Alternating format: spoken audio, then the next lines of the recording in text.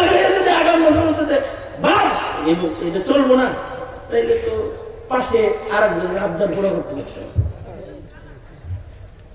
আপনারাও রাগ হয়ে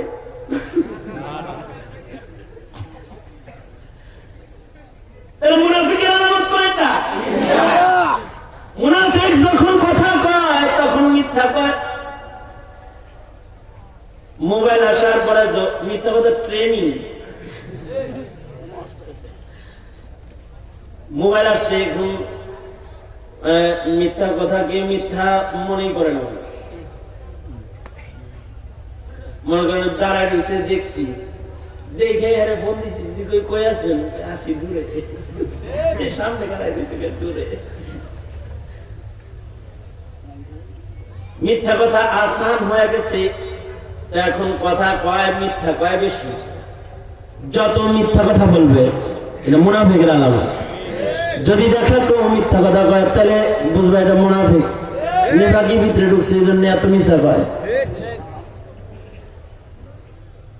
মুমিন তারে ফাঁসির কাস্টে ঝুলাইলেও মিথ্যা কথা বলবে না, তারে না খাওয়ায় রাখলেও মিথ্যা কথা বলবে না, তারে মারপিট করলেও মিথ্যা কথা বলবে না, তার যদি জান যায় তাও মিথ্যা কথা বলবে না। কারণ একটা মিথ্যা কথা হাদিসে আছে, একটা মিথ্যা কথাও জাহান্নামে যাওয়ার জন্য যথেষ্ট, কারণ এটা গুনাহে কবিরা। আল কিযবু উম্মুল মাআসি, মিথ্যা হলো সব গুনার মা, সব গুনার আম্মা জান, সব গুনার মা। এই মিথ্যার পেট থেকে সব গুনাহ বের হয়, মিথ্যার থেকে অন্যান্য গুনাহ জন্মায়। মুনাফিকরা মিথ্যা কথা বেশি বলে, তাহলে মুনাফিকির থেকে বাঁচার একটা মেহনত হলো মিথ্যা ছেড়ে দেওয়া। তাহলে মুনাফিকের লিস্টে নাম দেব না। আমানতের খেয়ানত করা যাবে না। যারা আমানতের খেয়ানত করে, আমানতের খেয়ানত করলে পরে ভিতরে নিফাকি পয়দা হয়, এটা মুনাফিকের আলামত। কারোর কাছে কোনো ওয়াদা দিলে পরে খেলাফ করা যাবে না। মুনাফিক ইদা ওয়াদা আখলাফা, মুনাফিক ওয়াদা দেয় তো খেলাফ করে। এই তিন তোর যদি একসাথে কারোর ভিতরে পাওয়া যায় তাহলে বুঝতে হবে যে ওর ভিতরে মুনাফিকি বীজ বাঁধছে। এই আলামত গুলো প্রাথমিক ভাবে কারোর ভেতরে পাওয়া গেলে মুনাফিকি তার ভেতরে জন্মায়। এই মুনাফিকির থেকে যদি কেউ মুক্তি পেতে চায় তাহলে আল্লাহর রাসূল সাল্লাল্লাহু আলাইহি ওয়াসাল্লাম আমল দিয়েছেন। মুনাফিকি থেকে বাঁচার জন্য রোজা রাখবে। রোজা রমজান মাসের রোজা হলো মুনাফিক ভালো করার লেগে। রোজার ভেতরে কোনো দুই নাম্বারই নাই। মাঝে মধ্যে নফল রোজাও রাখবে। রোজার আমল যারা করে মুনাফিকি থেকে তারা রেহাই পায়। এরা মাঝে মাঝে নফল রোজা রাখার আদত করবেন ইনশাআল্লাহ। প্রতি মাসে এক দুইটা নফল রোজা কারা কারা করবেন? মনে করেন এই আমি ভিজে রোজা করলেন, নিয়ত করেন না, নিয়ত করলে আল্লাহ সাহায্য করবে। আরে এখন তো যে ডক্টর জাহাঙ্গীর কবির ফলো করি আমি, ওজন না খায় আর বুদ্ধি খালি খাইবেন, মরবেন, না খায় থাকবেন, সুস্থ থাকবেন।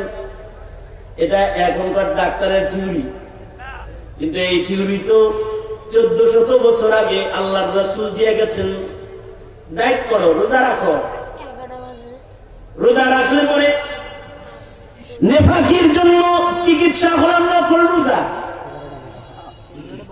যে ঘরের মহিলারা নফল রোজা করে তারা নেফাকি মুক্ত বেশি থাকে, তারা বুজুর্গ হয়, তাদের দোয়া করলো।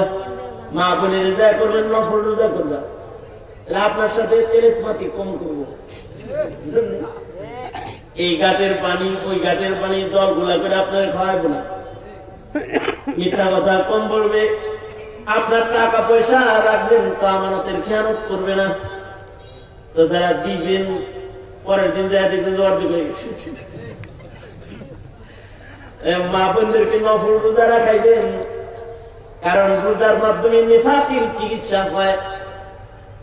এক বর্ণনায় আল্লাহর রাসূল বলেন, তোমরা বেশি বেশি নফল রোজা রাখো। নওয়াফিল রোজার মাধ্যমে নিজেদের ভেতর থেকে নিফাকাত দূর হয়ে যায়। রমজান মাসের রোজার মাধ্যমে নিফাকাত দূর হয়ে যায়। তবে মুমিন যদি কেউ হতে চায়, মুমিন মসজিদের ভেতরে বসে থাকলেই হয় না, যদি না তার ভেতরে গুণ পয়দা না হয়। আল্লাহ তাআলা বলেন, 5টা গুণ একসাথে কারোর ভিতরে যদি পাওয়া যায়, তাহলে আল্লাহ তাআলা তার নামটা আসমানে মুমিনের। আওয়াজ করে বলেন, কয়টা গুণ? 5টা গুণ যদি কারোর ভেতরে একসাথে পাওয়া যায়, তাহলে আল্লাহর কাছে সে ঈমানের স্বীকৃতি পায়। আল্লাহ বলেন, ইন্নামাল মুমিনুন আল্লাযীনা ইযা যুকিরাল্লাহু ওয়াজিলাত কুলুবুহুম ওয়া ইযা তুলিয়াত আলাইহিম আয়াতুহু زادتهم إيمانا وعلى ربهم يتوكلون الذين يقيمون الصلاة ومما رزقناهم ينفقون أولئك هم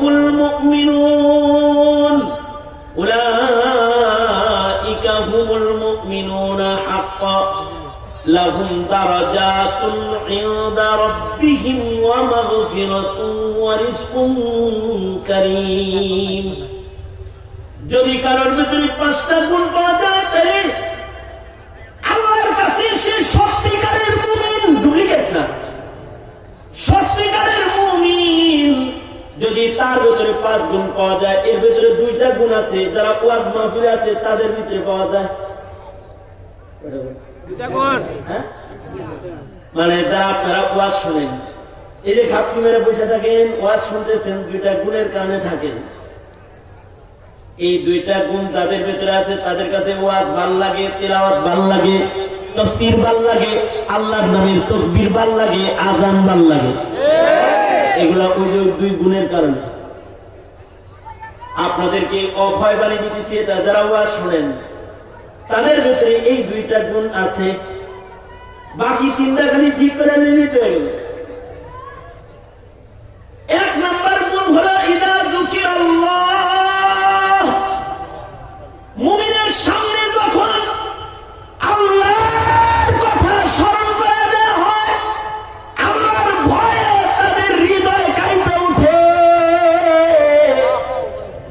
এই কারণে ওয়াজ মাহফিলে যখন আল্লাহ আল্লাহ জিকির করা হয় অথবা আল্লাহর কথা বলা হয়, দেখা যায় কিছু মানুষের চোখ দিয়ে অটোমেটিক আল্লাহর নাম শুনে চোখের পানি বাইরে যায়। তারা গতকালকের গুনার কথা চিন্তা করে, পরশুদিনের গুনার কথা চিন্তা করে, তার আগের দিন কোন গুনাহ করছে এটা চিন্তা করে, আর আল্লাহর নাম লয় আর মাপ চাইতে থাকে।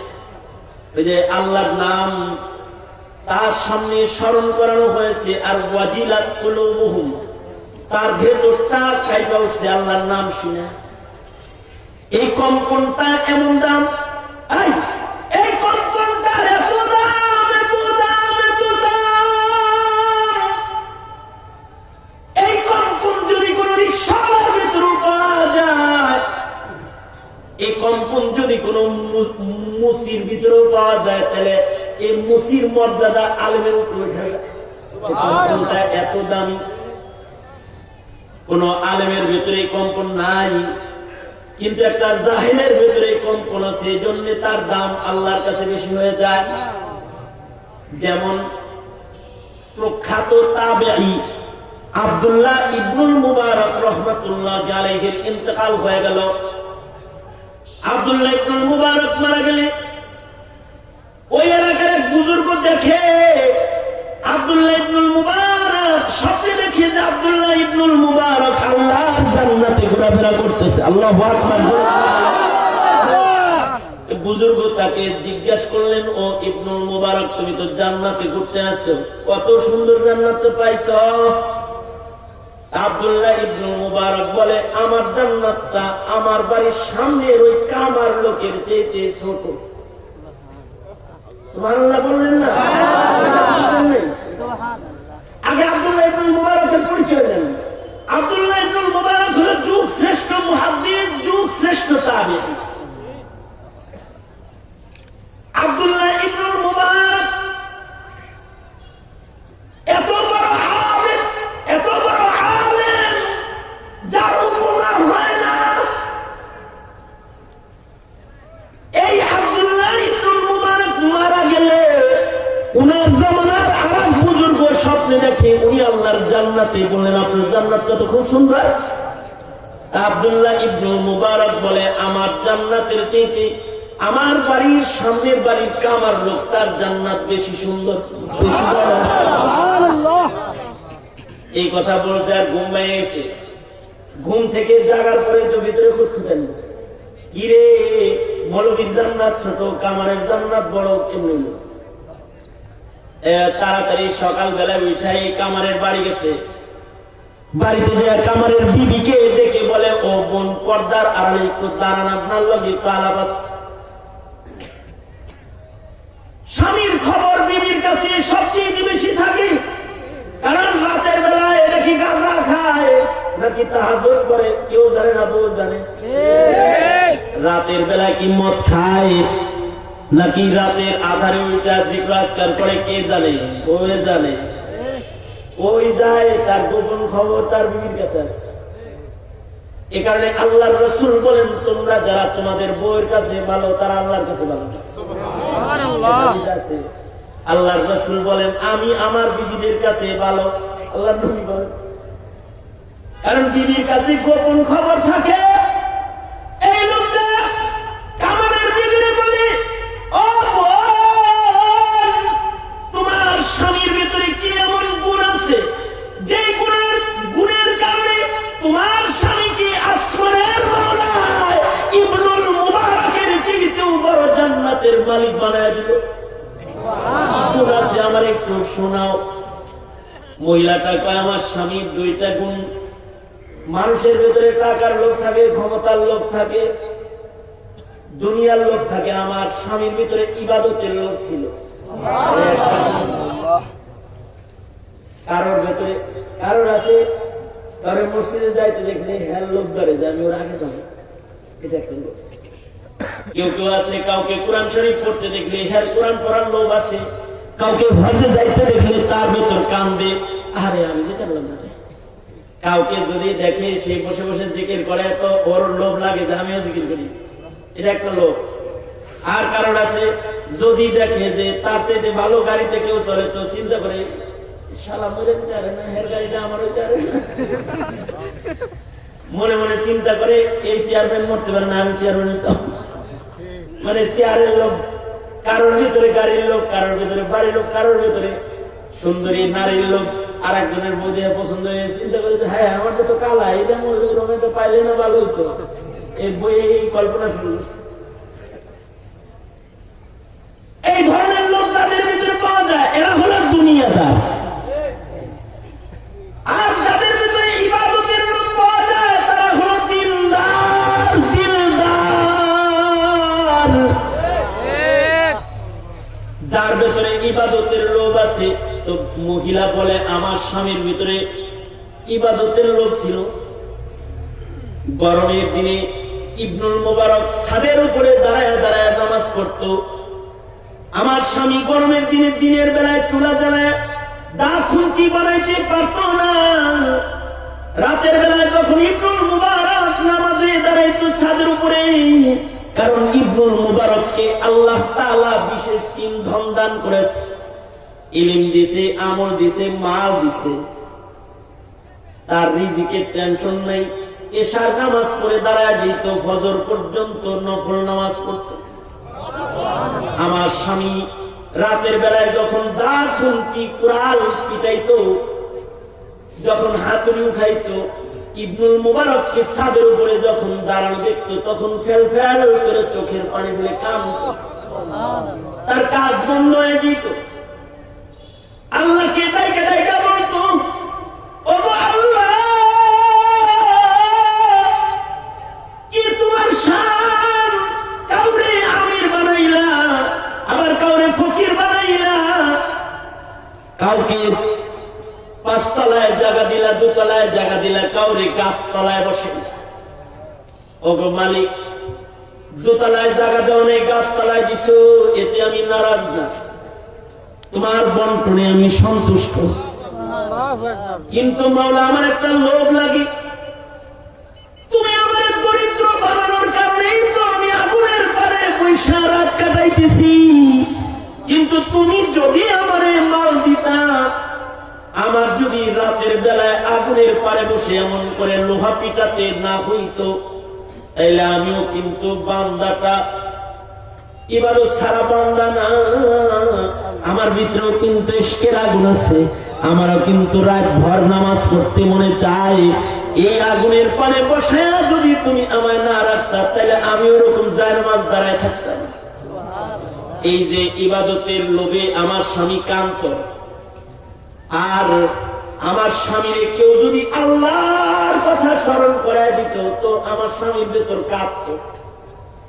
হাতুড়ি দিয়া লোহা পিটাইতেছে, এমন সময় যদি মসজিদের মুয়াজ্জিন আযান দিত, আর আযানের আওয়াজ আমার স্বামীর কানে আসতো, আল্লাহু আকবার, আল্লাহু আকবার, আল্লাহর নামটা শোনার সাথে সাথে আমার স্বামীর কলজাটা নড়ে ফেলে উঠত। সে হাতের হাতুড়িটা দিয়া লোহায় আর একটা বাড়িও দিত না, এমনকি হাতুড়িটাকে লোহার সামনের দিকেও ফেলতো না, এটাকে পেছনের দিক দিয়ে ছাইড়া দিয়ে দাঁড়াইতো। দাঁড়ায় বলতো, আল্লাহ, এই গ্রামের মানুষরা আমার কামার বইলা বইলা ডাক দেয়, তুমি কিন্তু দেখলা আজান শোনার পরে লোহায় একটা বাড়িও আমি দেই নাই। তোমার নাম কানে আসার পরে তোমার ভয়ে আমি লাফ দিয়ে দাঁড়াইছি। ওগো আল্লাহ, সারা দুনিয়ার মানুষ কামার বলে ডাক দেয়, তাতে আমার কোনো দুঃখ নেই, কিন্তু মাওলা গো, ময়দানে মাহশারে তুমি কিন্তু আবার কামার বলে ডাক দিও না। আল্লাহ, তুমি কিন্তু তোমার বান্দা বলে আমার একটা ডাক দিও।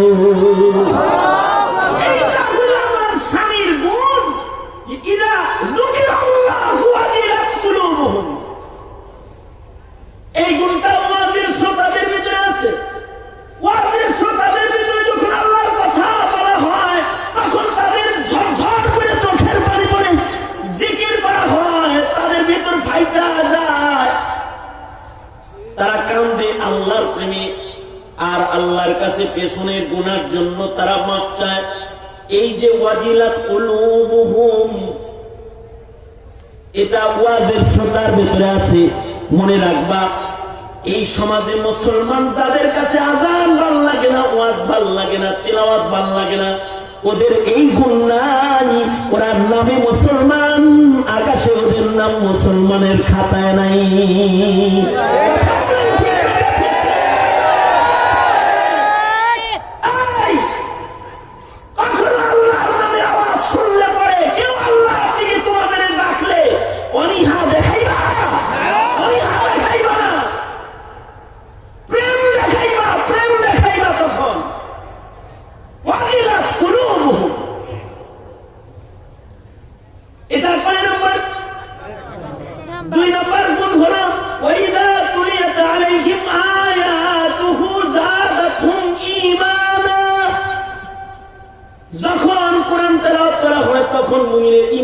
যেমন কিছু কিছু যুবকরা এখানে আসছি পড়েও কিছু যুবক দেখা করে বলছে, হুজুর আমি আপনার ভক্ত, দাঁড়িয়ে রাখছি আপনার ওয়াজ শুনে। এমন কোন দিন নাই যে দিন মাহফিলে যায় এমন কথা শুনি না। যুবকরা এসে বলে, হযরত আগে নামাজ পড়তাম না, আপনার বয়ান শোনার পরে নামাজ পড়ছি। হযরত আগে দাঁড়িয়ে ছিল না, আপনার ওয়াজ শুনে দাঁড়িয়ে রাখছি। একজনের বাচ্চা রয়েছে, হুজুর আপনি মাদ্রাসায় ওয়াদা করাই, মাদ্রাসায় পড়ানোর ওয়াদা করাইছিলেন, তখন নিয়ত করছিলাম ছেলে হইলে পরে মাদ্রাসায় পড়াবো, আলেম বানাবো।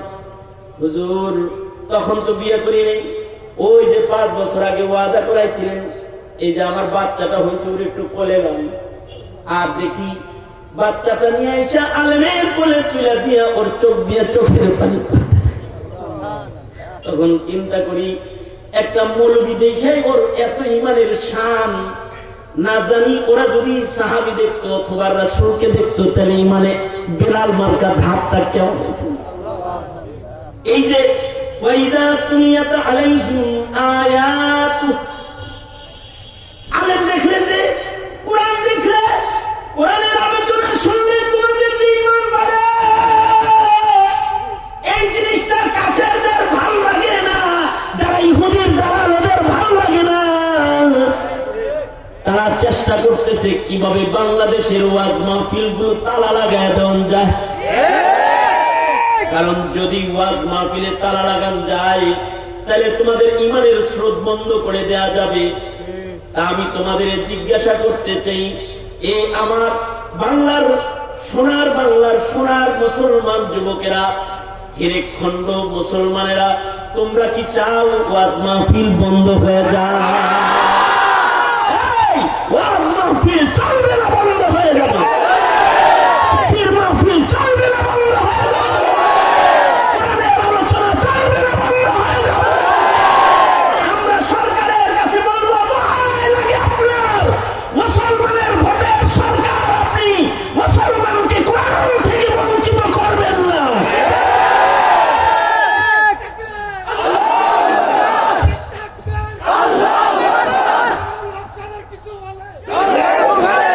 শোনেন, কাউকে প্রতিপক্ষ মনে করবেন না। আমরা অনেক সময় কথা বলি, রাগের কথা কই, খোদার কসম দিতে কোনো রাগ নাই। আমরা আপনাদের খায়ের শাহ দুশমন না। আরে কোরআনের কথা বলতে গেলে আওয়াজটা একটু জোরে হবে,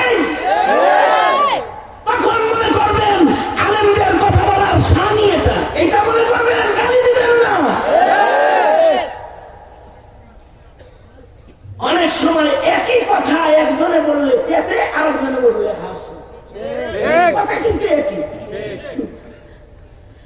একজনে বলছিল কান দোষকে, কান দিন আমার মুখ কি বেহা আছে না, এই জাতের কিছু আছে। আমার বয়ান করতেও ভয় লাগতেছে, যদি আবার আপনারা জানবেন। তবে আমি ইনশাআল্লাহ, আমি তো এমনি 1 ঘন্টার বেশি বয়ান করি না, তার ভিতরে 1 ঘন্টা 20 মিনিট হয়ে গেছে। 11:20 বাজে, 10টায় শুরু করেছি আমি। 1 ঘন্টার পুরো কথা বলার আদতই নেই। এখানে আপনার একটু টাইমটা নেই আর কি। গতবার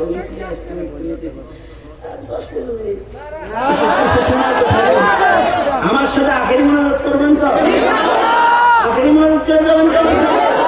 তাইলে 2-4টা কথা কই, শোনেন। একজন জিজ্ঞেস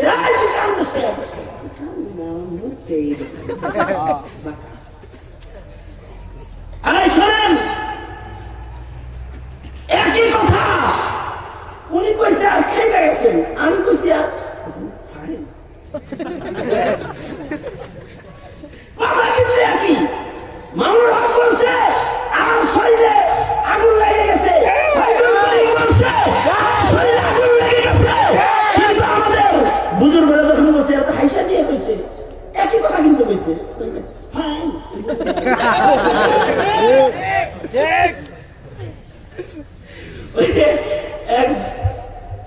পরে কবি গল্পটা কইলে একটা গল্প বেশি হয়ে যাবে, 2 মিনিট। এক জমিদার একটা স্বপ্নে দেখছে। আগের জমানার মানুষ কিন্তু স্বপ্নের খুব কদরদানি করতো, আগের জমানার মানুষ। ওই দেখছেন না, আজিজে মেসের স্বপ্নে দেখে পাগল হয়ে গেছে। তারপরে না ইউসুফ আলাইহিস সালাম তাবিজ করলো, শেষ বেলায় ইউসুফ আলাইহিস সালামকে মন্ত্রীও বানাইলো। স্বপ্নের তাবিজই তো এই এসব কিছু। এইরকম আগের জমানার মানুষ তো স্বপ্নে দেখলে অস্থির হয়ে যেত। এক লোকে স্বপ্নে দেখছে যে হের চুল সব পড়ে গেছে, হাত পা গুলা কুচকায় কুচকায় গেছে, কিন্তু দাঁত ধবধবা সাদা বড় বড়, মানে বুড়া বয়সে থুপতরা বয়সে হাড্ডি চাবায় চাবায় খাইতেছে, স্বপ্নে দেখছে। আসলে কেউ যদি মানে ইবনে সিরিন রহমাতুল্লাহ কিতাবে লিখছেন, কেউ যদি দাঁত পেরে গেছে তাহলে বোঝা যাবে যে এর হায়াত কমছে। এই কথাটা সে দেখে কি তার নাতির দাঁত নাই, তার নাতনির দাঁত নাই, তার বউয়ের দাঁত নাই, স্বপ্নে দেখতেছে আর কি। তার বউ বুঝতে আছেন কি বুঝে আওয়াজ করেন না, মনে করেন হে নিয়ে স্বপ্নে দেখছে হের দাঁত গুলা টাইট হাড্ডি খাইতেছে, আর হের বোর দাঁত একটাও নাই, হের নাতির দাঁত একটাও নেই, হের নাতনির দাঁত একটাও নেই, হের ভাইয়ের দাঁত একটাও নেই, এমনকি তার ছেলের দাঁতও নাই, মেয়ের দাঁতও নাই, নাতিপুতির দাঁতও নাই, হের দাঁত আছে হাড্ডি খায়। আশ্চর্য স্বপ্ন না? এই স্বপ্ন দেয়া কইছে উদাহরণ শুরু করে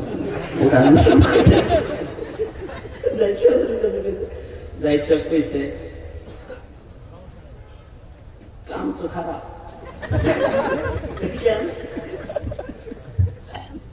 আপনার সামনে আপনার বউ মরবো, তিনটা ছেলে মরবো, আপনার মেয়ে মরবো, মেয়ের কবরে নামবেন, ছেলের কবরে নামবেন, নাতির কবরে নামবেন, নাতনির কবরেও নামবেন, বউয়ের কবরেও নামবেন। শেষ বেলায় সব আপনজন হারাইয়া কানতে কানতে কানতে কানতে চোখ আন্ধা বানাইবেন, হের পরে কবরে যাইবেন।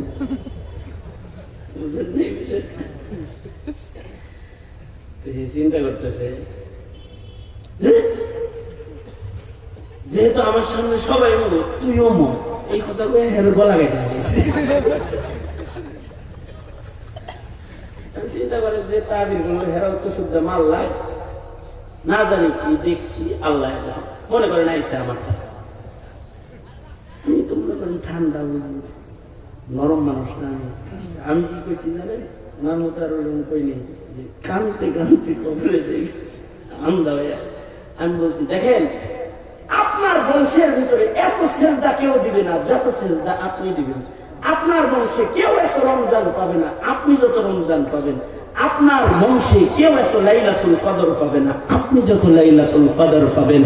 আপনার বংশের ভিতরে কেউ এত হজ করবে না আপনি যত হজ করবেন আর কাবা তওয়াফ করবেন।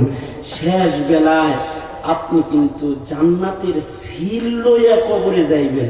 কারণ এক হাদিসে আছে, যারা মৃত্যুর আগে বার্ধক্যজনিত কারণে বয়োবৃদ্ধ হওয়ার কারণে অন্ধ হয়ে যায়, এরা নিশ্চিত জান্নাতি হইয়া কবরে যায়।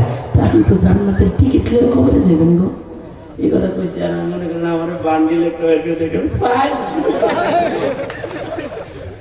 আচ্ছা বলেন তো, এই হুজুরের তাবির আর এই হুজুরের তাবির ব্যবধান আছে? ব্যাবলার মতো বইয়া রয়েছে, আমি আর কথা বলতে পারবো না। মনে করেন যে এই হুজুরের তাবির আর এই হুজুরের তাবির কোনো ব্যবধান আছে? হ্যাঁ, বলার ঢংটা একটু আলাদা। আমার কাছে আইসো, আমার কাছে ফজিলতের ঢং আছে, তাই আমার ভক্ত হইছ। আর মামুনুল হক শক্ত করে বলেছে একই কথা, তার বলার ঢংই ওইরকম, তারা দুশ্মন মনে করবো না। শাইখুল হাদিসের সন্তান ফয়জুল করিম, তিনি পীর সাহেব চারমোনায়ের সন্তান।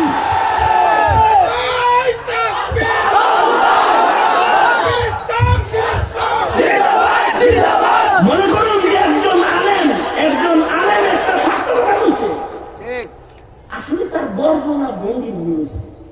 কিছু মানুষ আসলে দেখলেই মনে হয় যে দেখলেই কিছু মানুষ আছে আল্লাহ তাআলা একাত্ম বানাচ্ছে। ভুল বুঝবেন না, আলেম যেই হোক তার কাছ থেকে কোরআন শুনবেন তো ঈমান বেড়ে যাবে।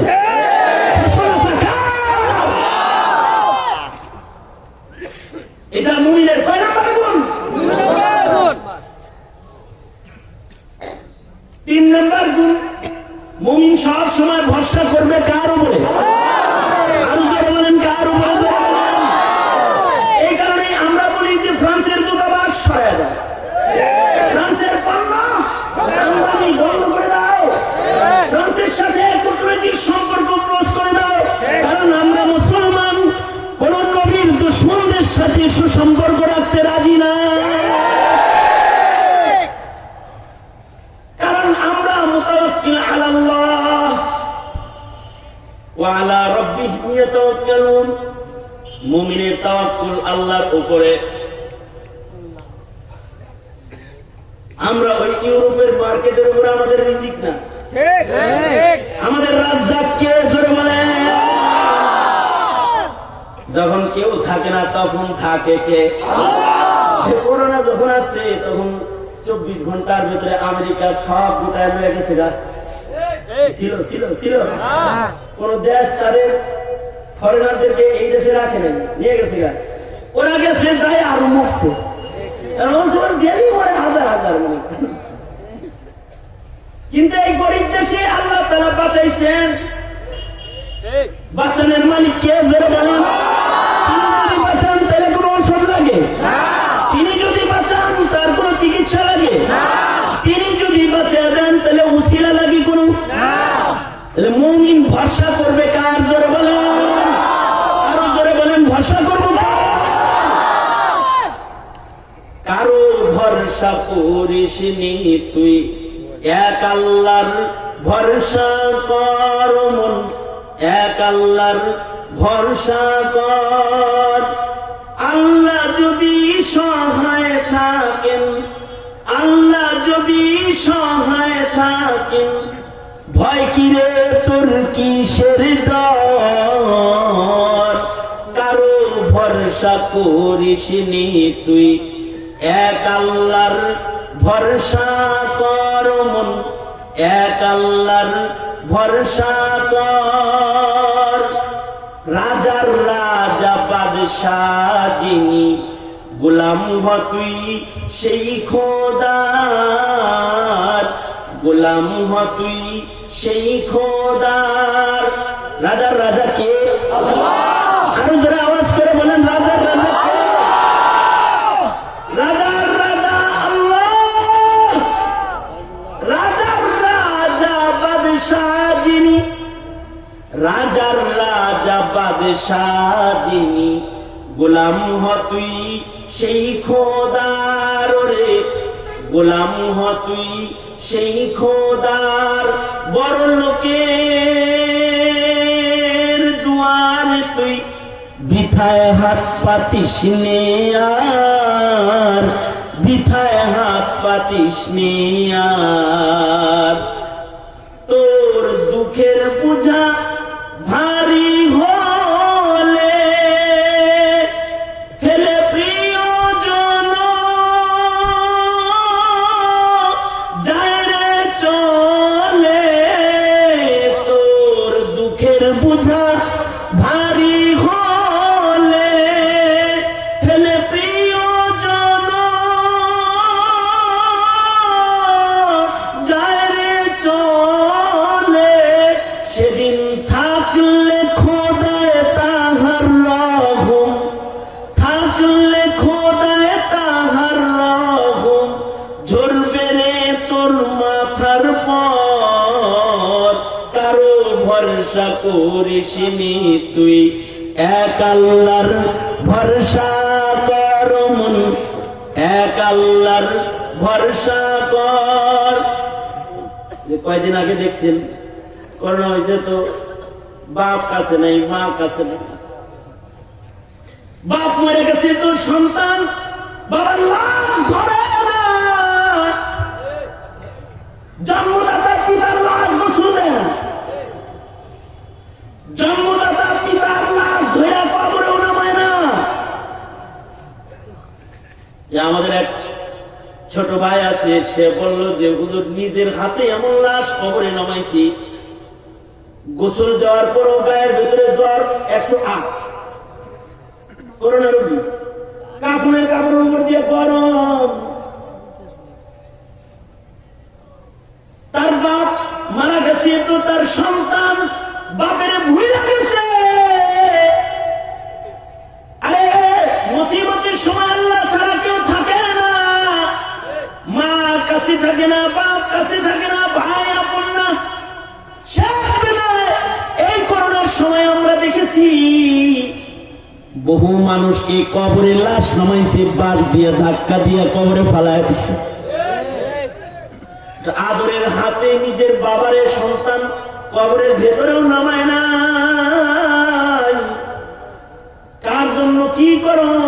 এই সন্তানের জন্য, এই বিবির জন্য, এই বাড়ির মানুষদের জন্য। এক বেলা ভাত আরামে খাও নাই, দাঁড়ায় দাঁড়ায় কাজ করেছো, ওভার টাইম করেছো রাত 11টা পর্যন্ত। সেই তুমি মারা গেছো, সেই তুমি যদি আজ করোনা আক্রান্ত হও, তোমার সন্তান তোমার পাশে আসবে না। কিন্তু তুমি যদি একজনকে ভাও করতে পারো, সেই মাওলা কখনো তোমার ছাড়বে না।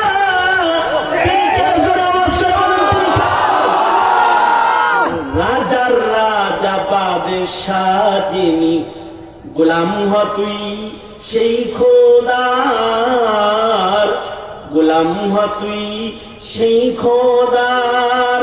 রাজার রাজা বাদশাহ যিনি, গোলাম হ তুই সেই খোদার, গোলাম হ তুই সেই খোদার। ওরে বড় লোকের দুয়ারে তুই বিথায় হাত পাতিস নে আর, বিথায় হাত পাতিস নে আর।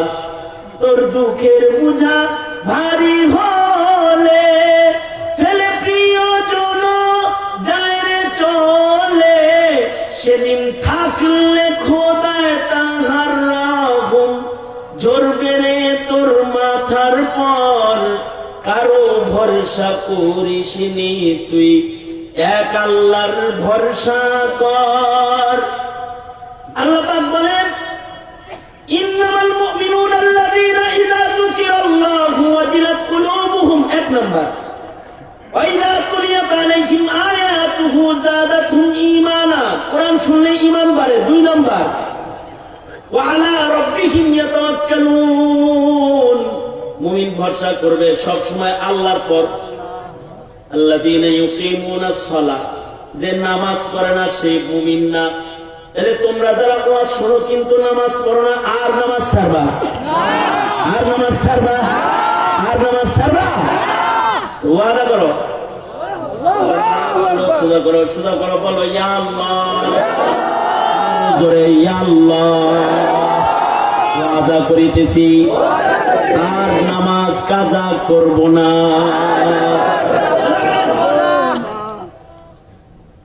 এটা কয় নাম্বার? 4 নাম্বার।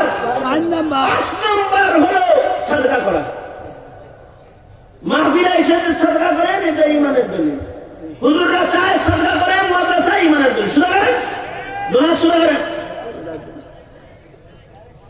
মোট করেন, ছাড়েন, আবার ধরেন। জোরে বলেন বিসমিল্লাহ।